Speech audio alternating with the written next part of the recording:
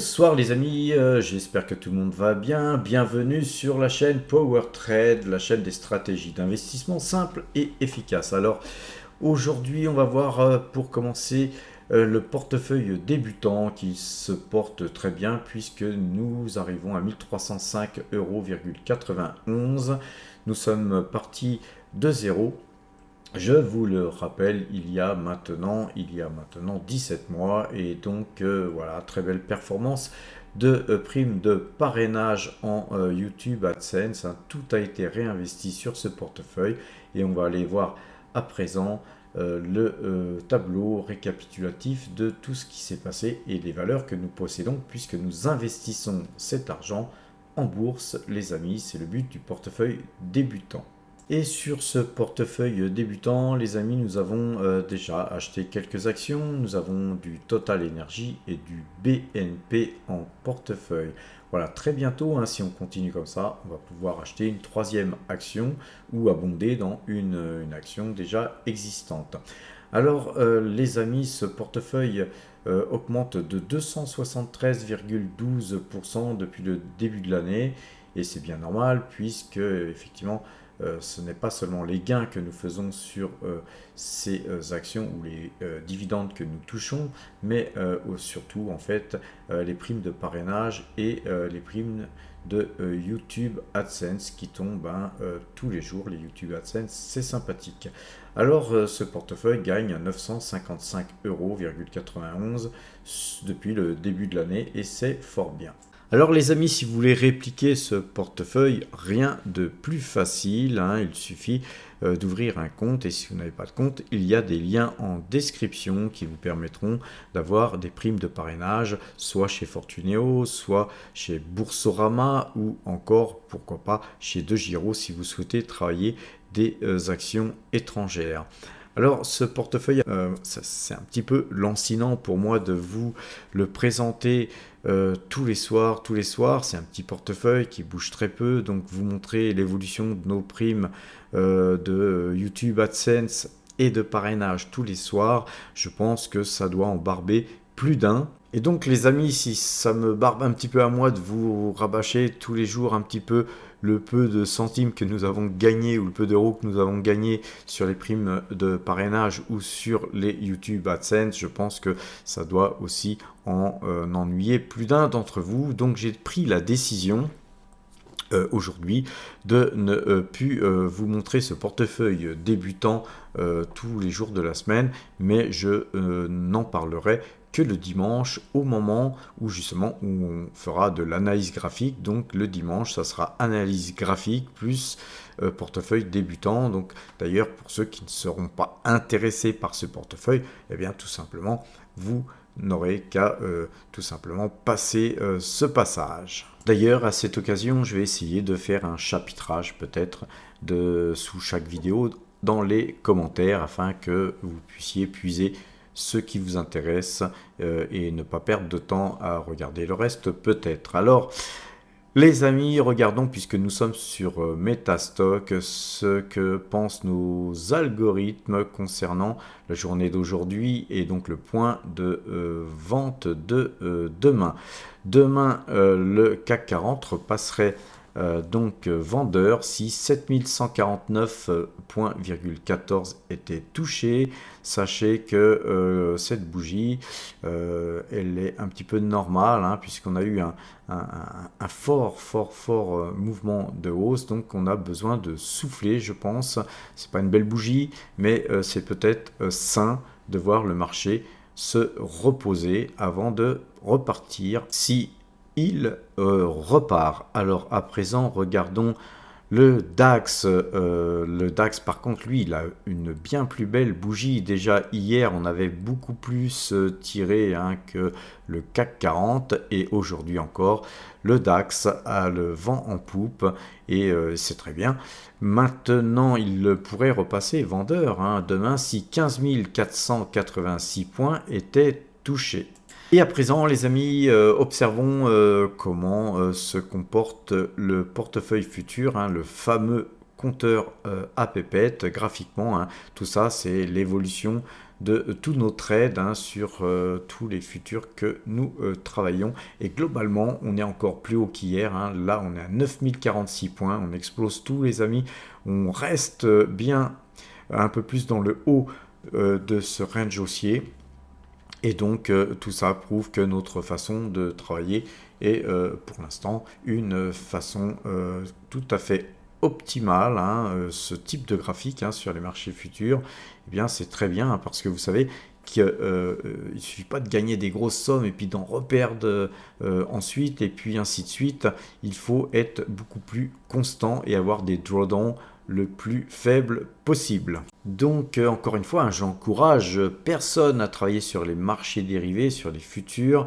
Par contre, ceux qui y travaillent, s'il vous plaît, ayez la possibilité de le faire même sur papier, mais un graphique concernant votre évolution jour par jour. Notez bien tous vos trades et faites en sorte que justement vous puissiez avoir un graphique avec une pente haussière. Alors peut-être pas une pente aussi haussière que celle-là, mais une pente haussière.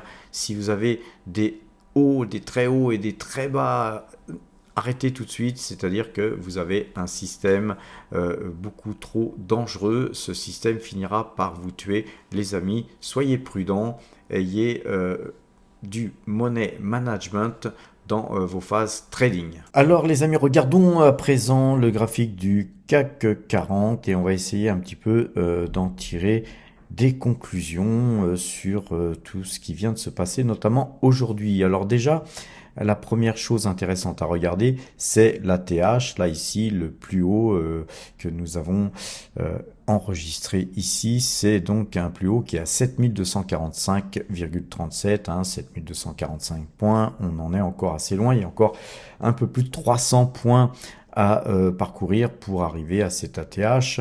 Va-t-on y arriver d'ici la fin de l'année? Là est la question, les amis.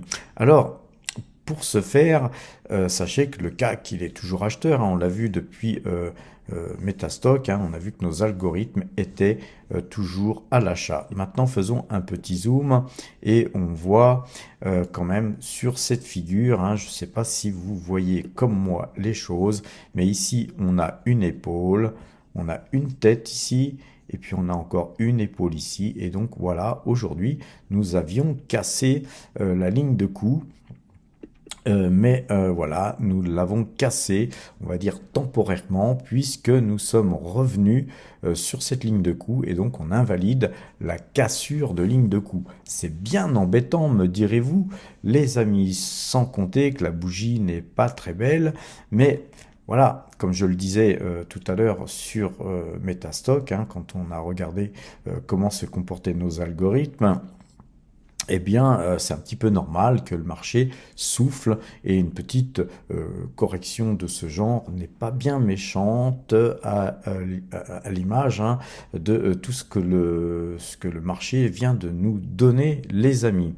Alors, on va regarder une chose intéressante, c'est les bandes Bollinger. Vous savez que les bandes Bollinger, c'est quelque chose que j'aime bien regarder quand justement on part très très haut, très très bas, et là donc on est dans justement la configuration où on va zoomer encore un peu. On voit que qu'est-ce qui s'est passé toute la journée. On a explosé la bande de Bollinger qui en plus est déjà bien attaquée parce qu'on l'avait déjà attaqué hier. Donc évidemment ça aurait pu clôturer au-deçà de cette bande Bollinger, mais là le marché a voulu jouer la prudence et nous sommes donc revenus à l'intérieur de cette bande Bollinger, mais on la colle. Et donc ça c'est très très bon, les amis. Normalement, en théorie, eh bien, demain, ça ne m'étonnerait pas que le marché parisien ouvre en hausse. Tout ça, ça va dépendre de tout simplement du marché américain. Et donc, on observera la clôture ce soir de New York. Et puis, évidemment, si on a une clôture haute, eh bien, normalement, le marché parisien devrait suivre donc demain. Sur le DAX, hein, j'ai laissé les bandes Bollinger. On voit que le DAX a explosé la bande Bollinger. Donc lui, demain, il est bien possible qu'il pose un peu, soit qu'il reste sur ces eaux-là, voire une petite baisse serait certainement très très possible, puisque nous sommes en dehors des bandes Bollinger et qu'il a surperformé par rapport au CAC 40 notamment. Alors concernant le S&P 500, là on est en plein marché, hein, le marché bouge sur le S&P 500. Le S&P 500, là il fait du surplace. On a aussi tenté de venir toucher cette bande Bollinger, mais on ne l'a même pas dépassée. Et globalement, la moyenne 2 jours toujours, hein, comme sur les deux marchés précédents, eh bien, cette moyenne est toujours acheteuse, donc il n'y a aucun souci à se faire, hein. Je ne vous ai pas donné le point aujourd'hui car je fus fort occupé, hein, à brasser du papier dans la comptabilité de mes sociétés, puisque mon comptable me demande des tas de, évidemment, documents. C'est pas grave, hein, voilà, j'ai bien travaillé aujourd'hui. Par contre, voilà, le short, je l'ai pas fait parce qu'il n'y avait pas matière à faire un short, puisque de toute façon, vous imaginez bien qu'il n'y a pas de signal de vente sur ces points-là. Je vous ai fait un short tardivement tout à l'heure et je vous ai donné le point du lendemain. Et vu que ce point de vente aujourd'hui est très très bas, ça m'étonnerait déjà d'une part qu'on aille sur des zones de 4430 et des broquettes. Et donc je vous ai donné le point du lendemain qui est beaucoup plus proche et qui est un point sur lequel je pense on peut couper, car si vraiment on refluait, ce serait pas plus mal de prendre des bénéfices vu tout ce qu'on vient d'engranger, les amis. Alors concernant le Brent, eh bien le Brent, quant à lui, eh bien il est toujours vendeur, hein, la moyenne 2 jours, 12 jours, elle est toujours croisée à la vente. Par contre, elle rebique, hein, vers le haut. Et malgré tout, eh bien, cette bougie n'a pas pu être au vert. Et donc, voilà, on est toujours vendeur sur le Brent. Quant à Total Energy, vous savez qu'on la suit de très près, c'est notre plus grosse position. Eh bien, Total Energy a repris un peu de couleur pour venir se coller à ce trend violet. Rappelez-vous, je vous ai dit que c'était un trend très très important. Voilà, j'aimerais bien moi le voir demain passer et voir les cours de Total Energy passer au-dessus de ce trend. Ça serait beaucoup plus rassurant pour notre position. On a eu beaucoup de valeurs qui se sont très très bien comportées aujourd'hui encore. À l'instar d'Hermès, hein, Hermès qui prend un peu plus d'1%. Très très belle configuration sur Hermès. On va quand même lui mettre les bandes Bollinger à Hermès, et vous voyez, c'est magique, hein, cette bande Bollinger. N'oubliez pas, c'est une bande Bollinger 18. Ne le dites à personne, c'est un secret. Voilà, cette bande Bollinger, vous voyez, on est pile poil dessus. Les cours ont été bien au-dessus de la bande Bollinger et on est revenu clôturé pile poil sur la bande Bollinger. Parfois, quand même, il y a des gens qui ne croient pas en l'analyse graphique. Moi, personnellement, j'ai plus tendance à croire à l'analyse graphique qu'en Dieu. Mais voilà, chacun ses croyances, les amis. Alors, globalement, on va pas faire toutes les valeurs, mais on va quand même regarder ce qui se passe sur Realty Income, car vous savez, nous sommes en position sur cette valeur. C'est pas une énorme position, mais enfin quand même. Et on avait une configuration très très très très baissière sur cette valeur, mais hier, hein, les annonces qui ont été faites concernant le CPI nous ont quelque part prouvé que peut-être la fin de la hausse des taux était sur la table, et que peut-être même qu'en 2024, nous pourrions voir des taux légèrement baissés. Donc voilà, l'avenir nous le dira, mais pour l'instant, on n'est pas encore dans une configuration où on peut vraiment tabler sur une baisse des taux. Et voilà, maintenant j'ai acheté des Michelin, comme je vous l'ai dit tout à l'heure, Nous avons là ce trend que je vous ai tracé, qui a été cassé donc hier. J'ai voulu attendre moi confirmation aujourd'hui pour voir si on n'avait pas un pullback qui pouvait se faire pour pouvoir acheter sur pullback. Mais de Kenini, il n'y a pas eu de pullback et donc cette valeur s'est mise à ouvrir sur les mêmes cours que la veille, et puis même baisser un petit peu. Donc j'en ai profité sur cette petite baisse pour essayer de me placer, ce qui fut fait, et puis ensuite le titre a légèrement monté. Voilà, le but, je pense, de cette analyse graphique, c'est de voir ce trend là maintenant, violet, le deuxième trend violet, eh bien, on voudrait bien le voir casser, car on va faire un dézoom, et ce trend, vous le voyez, il vient de très très loin. Regardez-moi ça, ça vient de vraiment très très loin, et donc globalement, vous voyez que sur Michelin, par rapport à son ATH, qui était sur les 39, 38 et quelques et 39, on a encore un beau petit parcours à faire, bien que nous ne visons pas l'ATH, mais donc entre le point là que nous avons sous les yeux en clôture et l'ATH, on a vraiment de quoi faire. Car vous voyez tous ces points là que vous voyez ici, eh bien on pourrait tracer aussi quelque chose, et si c'était cassé, eh bien vous voyez c'est toute cette baisse qui avait eu lieu pendant le Covid qui serait retracée petit à petit, et là on pourrait voir un joli mouvement haussier, les amis. Alors les amis, aujourd'hui nous avons acheté sur le portefeuille PowerTrade, sur un compte PEA, nous avons acheté 500 actions Michelin qui ont été exécutées à 29,42 €. Alors je ne voulais pas en parler en fait, mais voilà, Adrien me demande de faire un petit topo sur l'action Coface, une action qui est bien valorisée dans notre portefeuille, puisque nous avons une grosse allocation d'actifs sur ce titre. Malheureusement, dirais-je, puisque ce titre est en forte baisse encore aujourd'hui. Et donc la forte baisse qu'on a vue, cette dégringolade qu'on a vue aujourd'hui, eh bien ça a été pour venir toucher ce point là qui était en fait tous ces plus bas que vous voyez ici.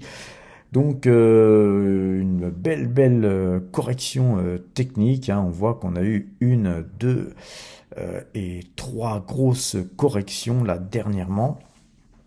Eh bien, quoi dire sur ce titre? En tout cas, graphiquement, bien, ne l'achetez plus, ne l'achetez pas, on ne moyenne pas sur un couteau qui tombe, comme on dit, parce que c'est un titre qui pourrait continuer à baisser. Néanmoins, on va regarder quand même la bande Bollinger, et on va devoir donc en fait zoomer, et on voit que effectivement non seulement on était dans le haut de la bande Bollinger, mais on a dégringolé et on a explosé la bande Bollinger. Donc il n'est pas impossible de voir le titre Coface remonter légèrement demain, mais je pense que voilà, ça sera difficile et que ce titre risque bien de continuer à baisser. Donc ce titre Coface qui a perdu 6,84%, c'est quand même énorme sur une valeur pareille. Regardons un petit peu la news. Donc en fait, les chiffres sont pas si mauvais que ça, puisque, enfin, de mon point de vue, et je suis pas du tout un grand spécialiste dans la lecture des chiffres, mais on voit que l'augmentation nette part du groupe, 9 mois en augmentation de 2,1% à 189,7 millions d'euros. Donc c'est un chiffre d'affaires qui a lui par contre augmenté de 5,3%. Donc vous voyez, on a des chiffres qui sont pas super géniaux, mais voilà, en fait, punition, puisque les chiffres n'étaient pas en fait comme attendu. On voit qu'on a, ceci dit, un chiffre d'affaires qui a augmenté à 1,42 milliard d'euros, qui a quand même progressé de 7,1% à taux de change et périmètre constant. Donc tout ça, c'est pas dramatique, les amis. Moi, c'est pas une nouvelle qui va me faire vendre ce titre. Et on voit que sur le seul troisième trimestre, le bénéfice net a progressé de 19,4% à 60,9 millions d'euros. Alors que en fait le consensus était de 57 millions. Donc déjà on avait un consensus de 57 millions d'euros, on fait 60,9 millions d'euros et le titre dévisse. Donc parfois vous savez les amis, il y a des choses moi qui me dépassent. Et il faut pas paniquer hein, sur des, enfin à mon sens, hein, il faut être froid hein, devant tous ces mouvements des fois erratiques. Mais voilà, c'est une valeur qui n'avait pas le vent en poupe dernièrement. Écoutez, c'est une valeur qui verse un dividende sympathique. Donc ce dividende en termes de rendement, eh bien, il va donner encore un meilleur rendement hein, pour ceux qui vont vouloir l'acheter à présent. Moi, je vais passer mon tour puisqu'on est déjà bien chargé sur le titre et j'encourage pas non plus à acheter ce titre hein, puisque voilà, encore une fois, on n'achète pas un couteau qui tombe. Par contre, il sera bien possible, les amis, de voir des cours bien plus attrayants dans quelques temps. Et là, dans ce cas-là, effectivement, on refera feu. Autre nouvelle qui pour moi est sympa, c'est que dans ce contexte clairement moins favorable, la Coface entend poursuivre la gestion rigoureuse de ses risques et on sait très bien que Coface est une société sérieuse et qui gère d'une manière très très rigoureuse ses risques et donc voilà, moi je suis encore très confiant dans cette valeur. Voilà Adrien, tu as ta réponse. Il faut pas s'inquiéter plus que ça quand on est sur des valeurs qui ont l'habitude de soit délivrer du dividende, ce qui n'est pas le cas de Coface, hein, mais depuis 15, 20, 30 ans. Mais quand on a aussi des valeurs comme Coface qui sont des valeurs cycliques, hein, parfois il y a effectivement des mauvaises années puisqu'il y a des sinistres beaucoup plus importants que prévu. Et bien dans ce cas-là, et bien voilà, on attend. Hein, c'est la bourse, ça peut être des fois 2 ans, 3 ans, 5 ans, 10 ans même de d'attente. Pour ceux qui sont sur des titres comme Tesla, par exemple, eh bien, effectivement, c'est un investissement de très très long terme. Évidemment, si ça bouge et puis que vous pouvez prendre 50 ou 100%, pourquoi pas prendre ces bénéfices sur des titres pareils. Mais en théorie, sur des titres du type Tesla, on fait des investissements très long terme. Et sur des titres fonds de portefeuille, comme Total Energy, Coface, Oreal, etc. On peut très bien aussi trader un petit peu ces valeurs, mais on peut aussi les garder en fonds de portefeuille sur du très long terme, vu que quand les dividendes tombent et qui sont gras et généreux, eh bien on peut les réinvestir dans autre chose. Et pourquoi pas du Tesla ou du Google ou que sais-je. Mais voilà, l'intérêt du versement des dividendes, c'est que ça vous permet aussi de continuer à diversifier votre capital. Car les sociétés qui versent pas de dividendes, justement comme Tesla et Google, eh bien ils ont tendance à toujours réinvestir dans évidemment ce qu'ils font. Alors sur Tesla, c'est peut-être très très bien puisque effectivement il y a beaucoup à investir pour continuer à grossir. Donc dans ce secteur-là, moi je suis tout à fait preneur d'actions Tesla. D'ailleurs, c'est une action que je lorgne et que je regarde et j'attends des points d'entrée. Sur Google, beaucoup moins, puisque Google réinvestit cet argent dans divers projets. Alors, il y a eu des projets comme YouTube, comme tout un tas de projets qui fonctionnent très très bien. Donc, on peut faire confiance à Google aussi pour trouver des choses qui vont rapporter de l'argent, mais dernièrement Google a plutôt tendance à cramer son pognon en faisant des investissements dans des choses qui ne sont pas rentables, tout du moins pas encore rentables. Donc voilà, c'est important important de diversifier aussi son portefeuille justement pour pouvoir pallier à des baisses comme la Coface, et vous allez voir qu'on a une grosse ligne Coface et que ça n'empêche pas notre portefeuille de bien se tenir. Regardons justement ce portefeuille. Alors les amis, regardons le portefeuille PowerTrade qui, je le rappelle, est un portefeuille père de famille. Ce portefeuille là, aujourd'hui, il s'adjuge 23,12%. Et c'est 172 899 euros qui sont donc engrangés depuis le début de l'année, depuis le 1er janvier 2023. Nous avons aujourd'hui donc 11,47% en espèces, les amis, et donc on a de quoi pouvoir acheter quelques valeurs si quelques valeurs baissaient, et notamment la Coface, mais beaucoup plus bas par contre, hein, puisqu'on est déjà bien chargé sur la Coface, comme je viens de le dire. La Coface qui représente 4,38% de l'ensemble de nos allocations d'actifs, hein, ça représente 40 000 euros à peu près, hein, 440 330 euros exactement.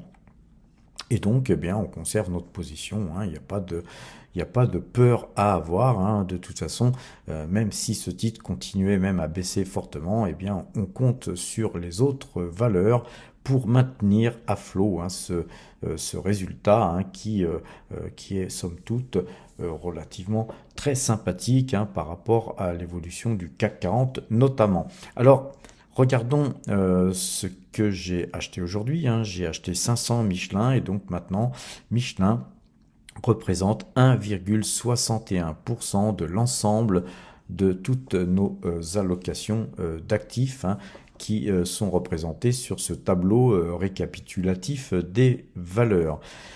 Alors ça a pas mal bougé, hein, puisque donc Michelin est venu un petit peu en milieu de cette page, qui fait que voilà, maintenant Michelin c'est une valeur qui compte, hein, c'est une valeur qui verse un dividende relativement sympathique, à savoir que voilà, on arrive en fin d'année et puis vous savez que les dividendes, ils vont tomber plutôt entre mai, juin et juillet. Donc voilà, donc on s'approche, hein, des gros versements de dividendes, et en attendant, on aura Total qui versera son dividende au mois de janvier. Et donc voilà, on a bien prévu les choses pour avoir des espèces qui vont continuer à grossir, d'autant que normalement, je dois signer vendredi pour vendre un appartement qui devrait me rapporter quelques liquidités, et vous verrez donc qu'on va créer un portefeuille temporaire à cette occasion.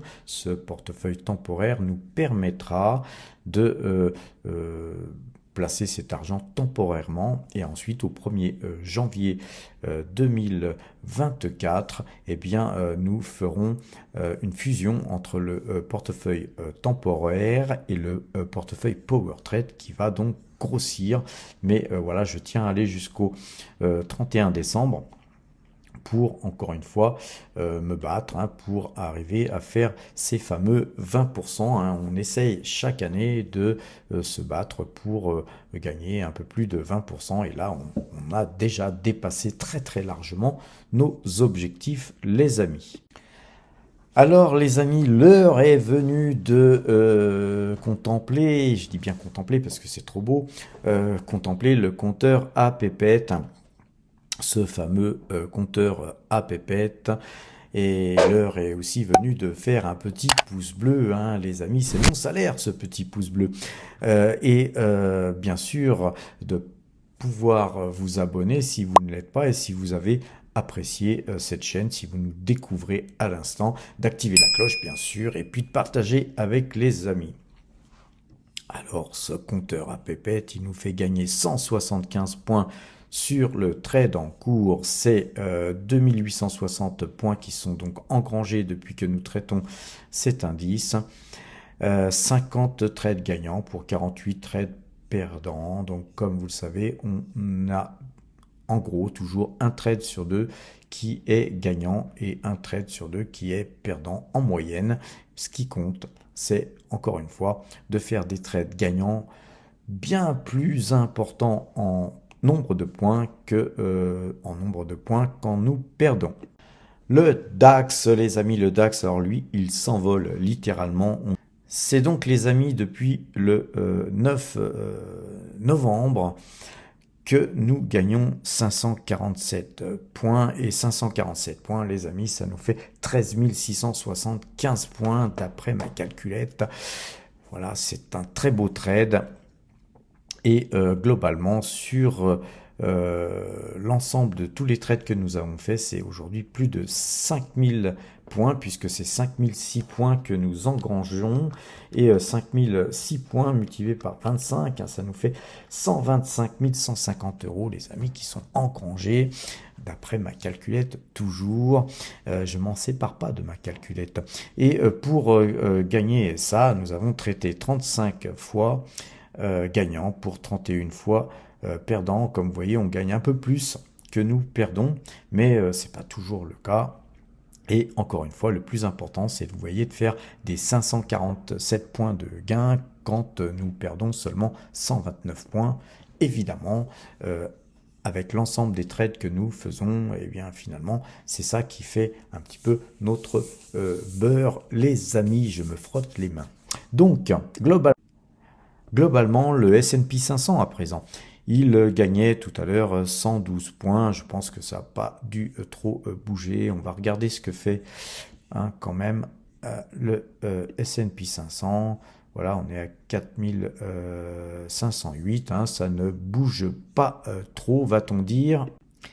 On pourrait même lui rajouter 2 points, vous voyez, mais on ne va pas le faire parce que sinon le graphique que je vous ai présenté, il ne serait pas bon. C'est 112 points qui sont gagnés sur le S&P 500 et globalement, c'est 1142 points qui sont donc engrangés sur le S&P 500 depuis que nous le traitons. Pour ce faire, nous avons dû traiter 30 fois gagnant et 29 fois perdant. Le Brent, les amis, on l'a vu sur le graphique tout à l'heure, il est toujours vendeur, donc ça favorise un petit peu la reprise de notre compteur à pépette, puisque nous sommes vendeurs sur le Brent. Quand il baisse, eh bien, on gagne de l'argent sur le Brent, mais c'est pas vraiment notre désir le plus profond, puisque nous sommes très très chargés sur le compteur, sur le portefeuille Power Trade d'actions pétrolières. Alors, ceci dit, voilà, le Brent nous fait gagner 37,56 pips et nous avons traité 18 fois gagnant pour 11 fois perdant. L'euro-dollar, eh bien, nous sommes toujours acheteurs sur l'euro-dollar et l'euro-dollar continue sa progression encore aujourd'hui, suite aux chiffres d'hier du CPI. Je vous rappelle que les chiffres américains ont une grosse incidence sur les futurs, une grosse incidence sur les monnaies, notamment l'euro-dollar, et parfois une grosse incidence aussi sur le Brent.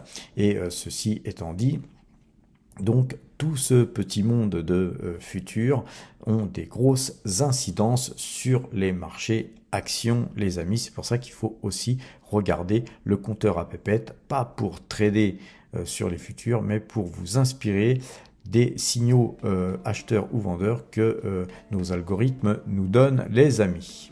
Tout à l'heure, je vous ai montré le graphique du compteur à pépette, le graphique de l'évolution de notre travail sur les marchés futurs. On était à 9046 points, et vous voyez que 9046 points sur 17 mois, ça nous fait 168 692 €. Et 168 692 € en 17 mois, les amis, ça nous rapproche, mais ça nous rapproche très très près des 10 000 € par mois, puisque si nous pouvions arriver à 170 000 €, et bien voilà, nous serions justement à ces fameux 10 000 € par mois, et moi ça me conviendrait bien, les amis. Voilà, nous avons fait le tour de toutes les questions action, question justement du portefeuille débutant qui ne sera présenté à présent que tous les dimanches.